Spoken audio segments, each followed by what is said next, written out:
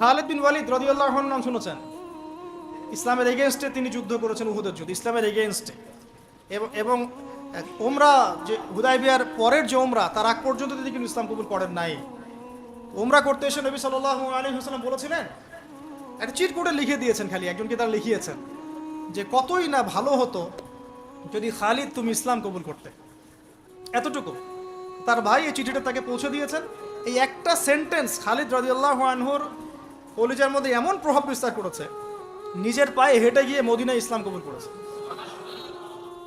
আমর ইবনে আস রাদিয়াল্লাহু আনহু তিনিও তার সাথে ছিলেন। আর আমর ইবনে আস রাদিয়াল্লাহু আনহু যখন বলছেন যে ইয়া রাসূলুল্লাহ, আমরা ইসলাম কবুল করতে আসছি, আমরা অনেক গুনাহ করে ফেলেছি জীবনে আপনার বিরুদ্ধাচারণ করে, আল্লাহর কাছে দোয়া করেন আমাদেরকে যেন মাফ করে দেয়। এভাবে তার ব্যবহার দিয়ে, তার চরিত্র দিয়ে, তার নম্রতা দিয়ে মানুষ ইসলামের প্রতি আকৃষ্ট হয়েছে। কারণ আপনি আর আমি যদি আমাদের প্রেক্ষাপটের সাথে মেলাই, তাহলে কি দেখতে পাবো?